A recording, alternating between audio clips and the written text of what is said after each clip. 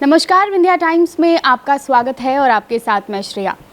इस समय हम मौजूद हैं रीवा इंजीनियरिंग कॉलेज में। एक खास वजह के कारण यहाँ के स्टूडेंट्स नेशनल लेवल पर स्मार्ट इंडिया हैकेथन 2022 कंपटीशन में उन्होंने हिस्सा लिया और बड़े ही गर्व की बात है कि फर्स्ट प्राइज़ जीता है। ग्रैंड फिनाले तक 2 टीम पहुँची हैं। तो आज हम उन्हीं स्टूडेंट से बात करने पहुँचे हैं जिन्होंने कंपटीशन में हिस्सा लिया था। कंपटीशन क्या था, क्या क्या चीज़ें थी, कितना ज़्यादा टफ़ था, तमाम चीज़ों पर बात करेंगे। तो हमारे साथ पहली टीम है और बहुत ही खुशी की बात है कि जो इस टीम की ग्रुप लीडर है वो एक लड़की है, वैष्णवी नाम है इनका। पहले तो आप सभी को बहुत बहुत बधाई। Thank you ma'am, thank you so much. Vaishnavi, competition के बारे में बताइए। स्मार्ट इंडिया हैकेथन क्या क्या चीज़ें होती हैं इसमें, आप लोगों को क्या टास्क दिया गया था, आपकी क्या प्रॉब्लम्स थी, क्या आपको पूरा डेवलप करना था, उसके बारे में बताइए। मैम, स्मार्ट इंडिया हैकेथन जो है नेशनल लेवल कंपटीशन है जो कि राष्ट्रीय स्तर पे सारे ही टेक्निकल बच्चों के लिए है, सॉफ्टवेयर और हार्डवेयर दोनों ही तरीके के बच्चों के लिए है, जिसमें हम लोगों को प्रॉब्लम स्टेटमेंट दी जाती है गवर्नमेंट की तरफ से। हम उसका सॉल्यूशन या तो सॉफ्टवेयर या हार्डवेयर के उसमें देते हैं। मैम, हमारा ही बात करें तो हमारा प्रॉब्लम स्टेटमेंट है SS1002, जिसमें प्रधानमंत्री आवास योजना ग्रामीण में आने वाली जितनी भी प्रॉब्लम्स है मॉनिटरिंग में, एक्यूरेसी में, रिकॉर्ड्स में, उस चीज़ को मॉनिटर करना था। क्योंकि अभी तक की 2015 से जो ये योजना चली आ रही है उसमें काफ़ी कुछ फ्लॉज थे, उनको सही करने के लिए शायद हम ये प्रॉब्लम स्टेटमेंट बनी और हम लोगों ने सॉल्यूशन दिया। मैम, हमारा solution Android development plus web development के लिए था, क्योंकि अगर हम बात करें ग्राउंड लेवल की तो वहाँ पे एक आवासी रहता है और एक बिल्डर काम करता है। ये बहुत ग्राउंड लेवल के लोग होते हैं तो बेसिकली मोबाइल यूज़ करते हैं, तो उनके लिए हमने एंड्रॉयड डेवलपमेंट किया। एंड्रॉयड डेवलपमेंट में क्या क्या चीज़ें थी, क्या इन्वॉल्व? एंड्रॉयड डेवलपमेंट में मैम हमने एक ऐसा ऐप बनाया जिसमें बिल्डर्स और आवासी का पोर्टल था, जिसमें बिल्डर्स रिकॉर्ड्स और एक्यूरेसी के साथ में लाइव फीडबैक देता रहे। प्लस आवासी के पोर्टल में था, अब जो व्यक्ति रह रहा है उस घर में वही उस चीज़ की असली जानकारी दे पाएगा कि वो घर कैसा है, तो उसका फीडबैक एक हेल्पलाइन था मैम कि 24 आवर्स के अंदर एक्नॉलेज की जाएगी चीज़ें, तो एक वो हेल्पलाइन सेक्शन था। और लाइव लोकेशन का सेक्शन ऐसा था मैम कि लैटिट्यूडनल और लॉन्गिट्यूडनल वाइज, क्योंकि अगर हम गूगल मैप की बात करें तो वो एक एरिया कवर करता है तो स्पैम हो सकता है, बट हमने एक्यूरेसी के साथ में लोकेशन को वहाँ पे मार्क करके दिखाया, तो ये हमारे ऐप के अंदर था। बट बात करें कि इसको मॉनिटर कौन कर रहा है, गवर्नमेंट कहीं ना कहीं, तो गवर्नमेंट के लिए हमने वेब डेवलपमेंट किया। हमने एक वेबसाइट बनाई जिसमें ARI, RI तहसीलदार जो लोग होते हैं उन लोगों को मॉनिटर करने के लिए हमने उनके लिए एक वेबसाइट बनाई, जिसमें RI इंस्पेक्शन टीम का अलग पोर्टल रहेगा जहाँ पे सिविल इंजीनियर्स जाके इंस्पेक्शन करेंगे। क्या कैसी चीज़ें हैं वहाँ पर, क्या चल रहा है? हाँ, पूरा अपडेट्स देते रहेंगे। और वहाँ पे सारी जितनी भी आवासी पोर्टल की डिटेल्स हैं कि हमारे घर में ये काम हो गया है या कंप्लेंट्स हैं, वो सब कुछ ARI फीडबैक में जाएगी। तो मैम उन लोग ARI तहसीलदार लोग इसको मॉनिटर करेंगे और वो मॉनिटरिंग चीज़ें कलेक्टेड ऑफिस जाती हैं कहीं ना कहीं कलेक्ट होके। सो मैम, ये हमारा था डेवलपमेंट का, जो हमने एंड्रॉयड डेवलपमेंट और वेब डेवलपमेंट किया 36 आवर्स में। तो मैं आपको बता दूं कि जैसे 4 लोग हैं इस टीम में, सबका अलग अलग काम था। लेआउट से रिलेटेड कुछ काम इनका था, वेबसाइट लेआउट, तो उसके बारे में थोड़ा बताइए। हमने वेबसाइट क्रिएट की थी हमने, जिसके लिए सारे लेआउट तैयार किए थे, लॉगिन पोर्टल और जो भी फीडबैक वगैरह फॉर्म क्रिएट किए थे, और उसमें सारी चीज़ें बताई थी कि कहाँ वो पोर्टल पे कौन सी चीज़ लॉगिन करनी है। और इसमें काफ़ी दिक्कत भी आती हाँ, प्रॉब्लम्स भी काफ़ी क्रिएट हुई थी। ये काम हमें बहुत जल्दी करना था, काफ़ी शॉर्ट टाइम में, क्योंकि हमने लगभग 6 घंटे के अराउंड किया था। 6 घंटे में काम कंप्लीट कर लिया था, क्या बात है। आपका नाम? मेरा नाम सौरभ है। आप क्या चीज़ देख रहे थे वहाँ पे? मेरा एनिमेशन प्रोटोटाइप था जो कि मैंने अब बनाया। और जैसे बेसिकली जब हमारा नोडल सेंटर आया तो कुछ पता नहीं था कि कैसा क्या एनिमेशन बनाना है, तो सीखना भी था। मुझे एनिमेशन का काम मिला तो मैंने एनिमेशन पे वर्क किया। काफ़ी दिन लगे मुझे सीखने के लिए, फिर मैंने एनिमेशन बनाया। एनिमेशन के लिए मैंने फिग्मा का यूज़ किया। इसमें फिग्मा क्या करता है कि काफ़ी डिज़ाइन टूल देता है हमें, तो उसकी मदद से मैंने पूरा एनिमेशन प्रोटोटाइप बनाया। एक वेबसाइट को क्रिएट करने में वैष्णवी काफ़ी सारी चीज़ें आती हैं पोर्टल को बनाने में, तो और भी टीम आपके साथ थी, कैसा था प्रेशर, क्या कंपटीशन काफ़ी ज़्यादा, क्योंकि नेशनल लेवल के कंपटीशन है, प्रेशर काफ़ी रहता है वहाँ पर? हाँ मैम, मैं बात करूँ कंपटीशन लेवल की तो वहाँ पे ऑलमोस्ट 45 टीम्स आई हुई थी, हर प्रॉब्लम स्टेटमेंट से 5-5 लोग। बट जो हमारे कॉम्पिटिटर्स थे वो 4th ईयर के थे, कुछ एमटेक के स्टूडेंट्स थे, कुछ 2nd ईयर के थे। तो प्रेशर तो था, उनके साथ मेंटर्स भी थे, तो कहीं ना कहीं हमारे लिए वीक पॉइंट था कि हमारे मेंटर नहीं थे हमारे साथ में। एंड मैम उन सब प्रेशर को फेस करते हुए कई बार ऐसा प्रेशर रहता था कि मैम 6 घंटे के अंदर डेवलप करना है, क्योंकि वैल्यूएशन राउंड तभी है। तो 6 घंटे के अंदर आई सॉ कि हितेश ने पूरे लेआउट्स रेडी कर लिया है, आई सॉ कि इसने पूरी एक्यूरेसी मेंटेन कर लिया है। चाहे वो हमने फर्स्ट ईयर में बेसिक सिविल पढ़ा, बेसिक मैकेनिकल पढ़ा, उनके पॉइंट्स इतने हेल्पफुल रहे वहाँ पे, क्योंकि हमारे ऐप से रिलेटेड चीज़ें थी कि गवर्नमेंट क्या पैरामीटर्स निकालता है। तो मैम प्रेशर तो काफ़ी था, बट जुनून था कि हम लोग कहीं ना कहीं अपने आप को इंडिविजुअली रिप्रेजेंट नहीं कर रहे हैं, we are representing our college, तो कॉलेज का नाम है कहीं ना कहीं। आपसे जब बात हो रही थी तब आपने बताया कि जब आपने प्रेजेंट किया तब कुछ दिक्कत आई, चल नहीं रहा था पोर्टल, ऐसा कुछ? मैम फर्स्ट एवेलुएशन राउंड में उन्होंने एनिमेशन और आइडिया पूछा, हमारा एनिमेशन दिखाया, हमने प्रोटोटाइप भी दिखाया, तो उनको लगा कि हमारा प्रोटोटाइप ही हमारा ऐप है, क्योंकि it was working like a app, वो ऐप की तरह वर्क कर रहा था।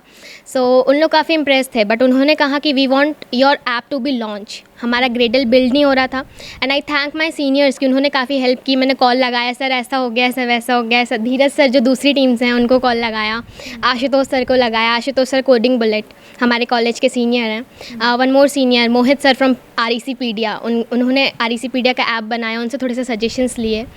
एंड मैम 17 आवर्स के अंदर सुबह 4:30 बजे हमारा ऐप लॉन्च हो गया, और हम काफ़ी खुश थे ऐप लॉन्च होने के बाद, क्योंकि एक अचीवमेंट थी हमारे लिए, और लाइफ का फर्स्ट ईयर और पहला प्रोजेक्ट था हमारी लाइफ का जो कि सक्सेसफुल रहा। तो एक अलग ही खुशी थी, 4 बजे एक नया उत्साह था। उसके बाद 6 घंटे के अंदर हमने हमारा वेबसाइट लेआउट रेडी कर लिया, एंड लास्ट के 3 आवर्स में हमने वेबसाइट डेवलप किया। प्रेशर में काफ़ी मेंटल प्रेशर था, सबका हो चुका था, हम लोग शायद सबसे छोटे थे, तो कर रहे थे कोशिश, पूरी जान लगा रहे थे। एंड वहाँ के सारे प्रोफेसर्स देख रहे थे इन चीज़ों की कि हम लोग कैसे मेहनत कर रहे हैं। रात भर कोई नहीं सोया मैम, 36 आवर्स ऑन टेबल थे सब लोग, किसी को नींद भी नहीं आई। एंड मैम बात करूँ वहाँ पे तो काफ़ी लोग डाउन भी हो गए थे, क्योंकि लास्ट मोमेंट में नींद की वजह से, ट्रैवलिंग की वजह से वी वर सो डाउन। तो हमारा एक और जो आ नहीं पाया है, बीमार हो गया है, वो कोडिंग वहाँ से जाने के बाद ही बीमार हो गया, उसने काफ़ी कोडिंग की थी जावा में, बैकएंड में उसी ने वर्क किया था। और उसको मैं स्पेशल थैंक कहूँगी, क्योंकि वो सबसे कम सोया है, वो 4-5 दिन रेगुलर जागा है, इसलिए वो काफ़ी बीमार हो गया, वो आ नहीं पाया। उसने ऐप के बारे में काफ़ी जाना, बहुत डीप में चीज़ें बनाया। सो ऐसा था मैम।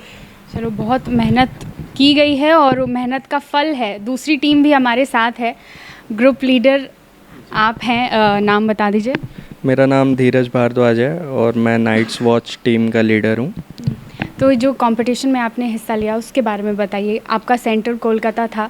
जी, हमारा स्मार्ट इंडिया हैकेथन में कॉलेज की तरफ से नॉमिनेशन के बाद हमारा नोडल सेंटर असाइन हुआ था कोलकाता। तो कोलकाता में हमें जाकर के वहाँ पे 20 टीम्स आई थी, और हर एक प्रॉब्लम स्टेटमेंट में ऑलमोस्ट 5 टीम्स थी। तो हर 5 प्रॉब्लम स्टेटमेंट्स का वहाँ पे कंपटीशन चल रहा था। तो उसमें से एक प्रॉब्लम स्टेटमेंट हमारी थी, और हमारे आइडिया का नाम है criminal activity detection through CCTV cameras.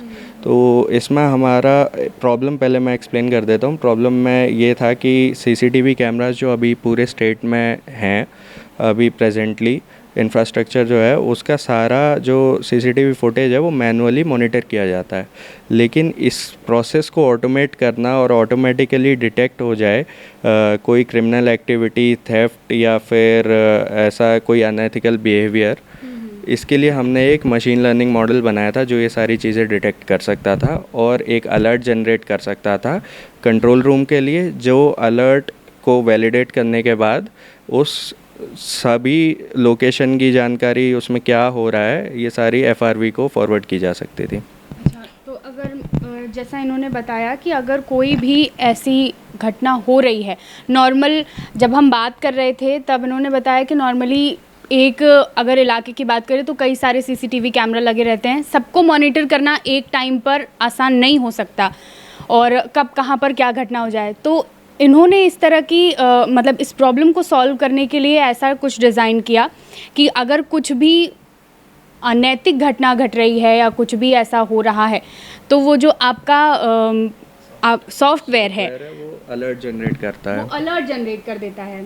वो सामने पॉपअप ले आएगा एक, जिसमें वो दिखा सकता है कि ये जो शॉर्ट क्लिप है जिसमें ये अनैतिक घटना घटी है, वो शॉर्ट क्लिप दिख जाएगी, वैलिडेशन का बटन आएगा और सारी जानकारी की वो सीसीटीवी कैमरा किस लोकेशन पे इंस्टॉल्ड है, इससे हमें लोकेशन की जानकारी मिल जाएगी और नियरेस्ट एफआरवी व्हीकल को हम ये जानकारी सारी फॉरवर्ड कर सकते हैं। तो कितनी टीम थी? हमारे प्रॉब्लम स्टेटमेंट में 5 टीम्स थी, लेकिन एक टीम प्रेजेंट नहीं हो पाई, तो 4 टीम्स के बीच में इंक्लूडिंग अस कंपटीशन हुआ था और सभी टीम्स अलग अलग स्टेट्स की थी, लेकिन एक टीम भोपाल की ही थी। हमारे जो सती इंस्टीट्यूट है, शायद मुझे अच्छे से नाम, सागर इंस्टीट्यूट है, उसकी थी, और एक तमिलनाडु की टीम थी, और ऐसे ही सब अलग अलग टीम्स ने कॉम्पीट किया। आपका नाम? प्रशांत जोशी, मैं भी एक मेंबर हूँ टीम नाइट्स वॉच में। तो हम लोग को भी काफ़ी डिफ़िकल्टीज़ आई थी। जैसे हम लोग को सेकंड ट्रेनिंग राउंड, जैसे 3 राउंड होते थे, हर राउंड के 2 पार्ट थे, ट्रेनिंग राउंड और एवेल्यूएशन राउंड।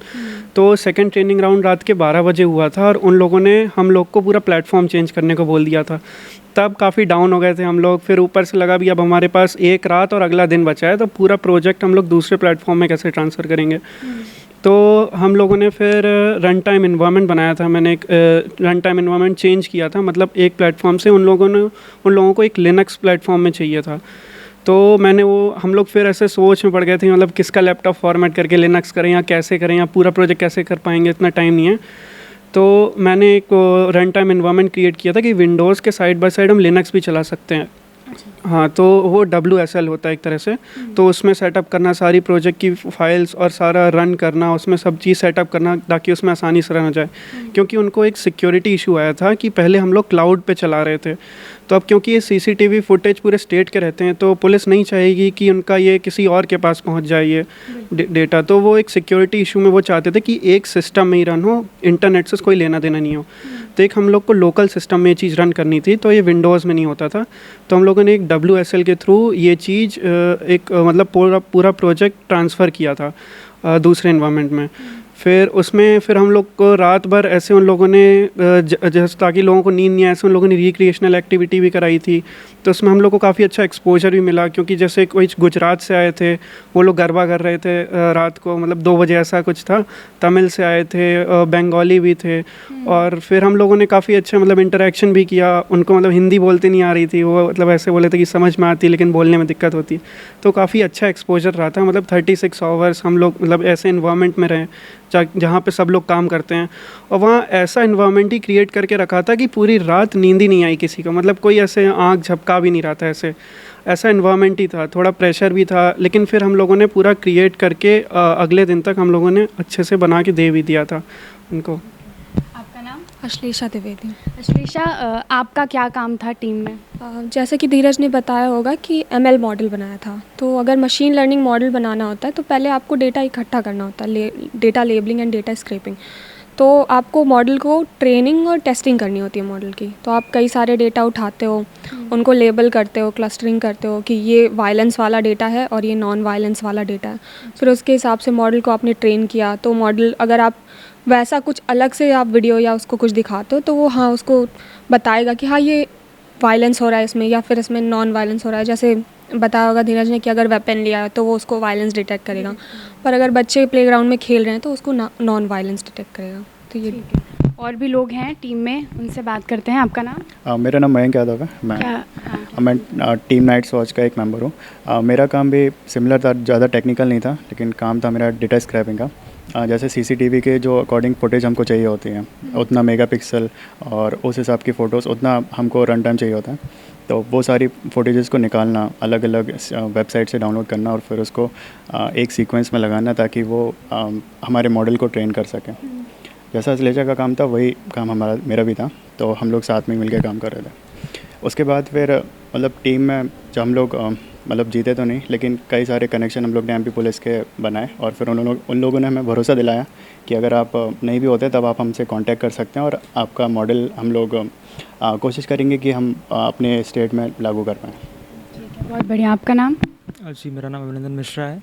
अभिनंदन मिश्रा जी। अच्छा, तो आपका क्या काम था अभिनंदन? जी मेरा काम था जो बैक एंड मॉडल था उसे डिज़ाइन करना और ट्रेन करना।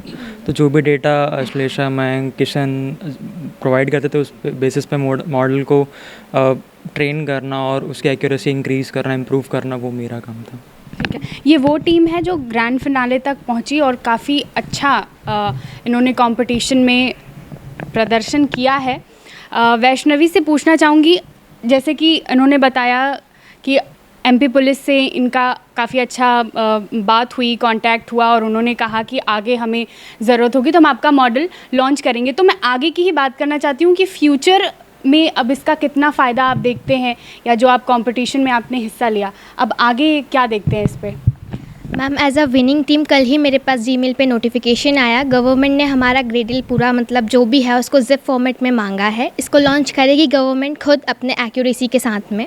गवर्नमेंट इसमें और कुछ मॉडिफिकेशन करना चाहती है तो उनकी तरफ से मेल आया था, मैंने कल ही अपना जो भी था वो दे दिया है गवर्नमेंट को, and government will work on this.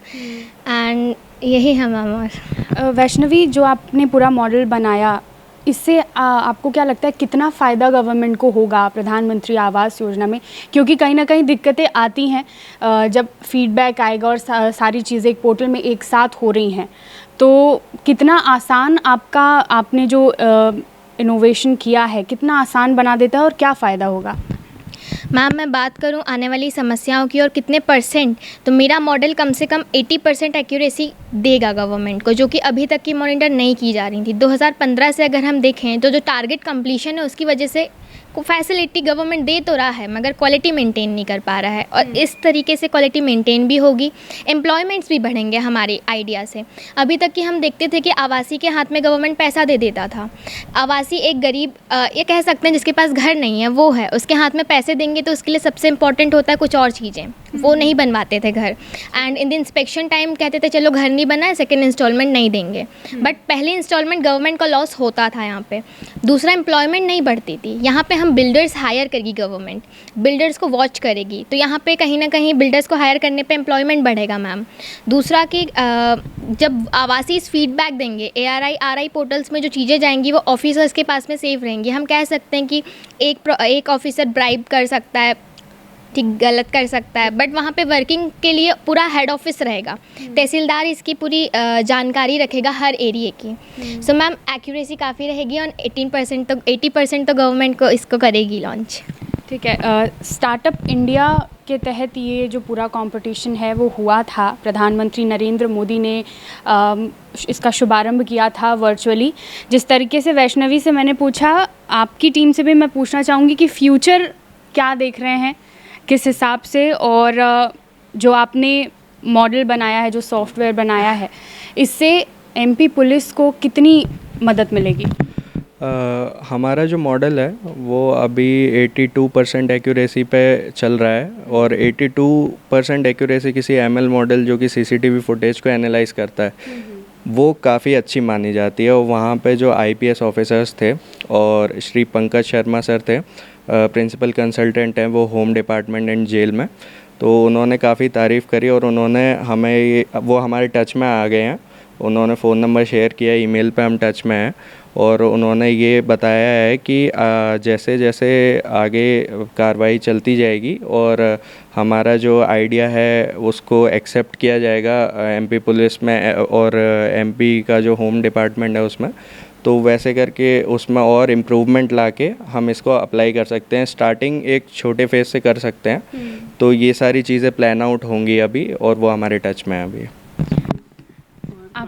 Yes ma'am, हमारे जो मैं एक MP पुलिस में एज अ इंटर्न भी हूँ अभी, तो मैंने वहाँ पे भी ये प्रपोज़ किया था, क्योंकि SIS तो एक विंडो है जिसके थ्रू ऑर्गेनाइजेशन स्टूडेंट से कांटेक्ट करते हैं। तो ये मैं MP पुलिस में अभी एज अ इंटर्न हूँ, तो मैंने वहाँ पे भी ये उनको प्रपोज़ किया था। तो वहाँ पे DSP सर हैं, शिव कुमार सर हैं और विनीत कपूर सर हैं। भोपाल में एक स्टेट कमांड सेंटर है वहाँ पे, जहाँ पे मेन ये होता है। तो हम लोग को एज अ ट्रेनिंग मतलब फॉर्चुनेटली मैंने देखा भी था, वहाँ पे जो मेन CCTV होती है पूरे स्टेज के वो रहते हैं, मतलब पूरे स्टेट के वो रहते हैं। तो मैंने प्रपोज़ किया था कि आपकी तरफ से ही भोपाल से आया होगा कि स्टेटमेंट, फॉर्चुनेटली हम लोग भी सेम स्टेटमेंट में ही SIH में सिलेक्ट हो गए। तो उन्होंने भी काफ़ी तारीफ़ की थी और उन्होंने बोला था कि अभी जब आपका SIH का हो जाएगा तब उन्होंने एक इन्विटेशन दी हमको कि SIH के बाद सितंबर या अक्टूबर के फर्स्ट वीक में हम लोग को अभी MP पुलिस मतलब वहाँ बुलाया है भोपाल। तो वहाँ पे DSP सर बोले हैं कि अभी हम एक सीनियर ऑफिसर्स की मीटिंग बिठाएंगे, वहाँ पे जो आप SIH में प्रपोज़ किए हैं वो आप यहाँ पे एक बार फिर से प्रपोज़ कीजिएगा, अगर हमको अच्छा लगा तो हम डायरेक्ट इम्प्लीमेंट करेंगे इसको। तो मतलब एक तरह से ऐसा है कि SIH में भी था तो हम लोग की मतलब लकीली ये भी अच्छा था कि एज MP पुलिस इंटरव्यू में तो वहाँ पे डायरेक्ट भी उनको बोल दिया था, मतलब बिना किसी विंडो के डायरेक्ट स्टूडेंट से ही कांटेक्ट हो गया। तो मैंने डायरेक्ट ही ये चीज़ उनको बता दी थी। तो अभी हम लोग के पास एक और चांस और हैं, अगर हम वहाँ पे अच्छा प्रेजेंटेशन देते हैं तो डायरेक्ट MP पुलिस में ही हमारा ये मॉडल उन लोग इम्प्लीमेंट कर लेंगे। यस। तो रीवा इंजीनियरिंग कॉलेज के स्टूडेंट्स ने जो नेशनल लेवल पर compete करके जो प्रेजेंटेशन दिया है वो प्रदेश स्तर पर भी काफ़ी ज़्यादा लाभदायक हो सकता है प्रदेश सरकार के लिए, MP पुलिस के लिए। तो दोनों ही अलग अलग टीम ने काफ़ी अच्छा प्रदर्शन किया। 2 टीमें गई, ग्रैंड फिनाले तक पहुंची और ग्रैंड फिनाले तक पहुंचना ही बहुत बड़ी बात होती है क्योंकि नेशनल लेवल का कंपटीशन है, कई सारी टीमें होती हैं इसमें। तो ये काफ़ी अच्छी बात है, रीवा के लिए गर्व की बात है, रीवा इंजीनियरिंग कॉलेज के लिए गर्व की बात है। तो आप सभी को एक बार फिर बहुत बहुत बधाई। आपको बधाई कि आपने पहला स्थान हासिल किया और ये आगे भी इंजीनियरिंग कॉलेज के स्टूडेंट्स पहले भी समय समय पर राष्ट्रीय स्तर पर कई नाम रोशन कर चुके हैं कॉलेज का और आगे भी ये सिलसिला ऐसे ही जारी रहेगा। बहुत बहुत धन्यवाद।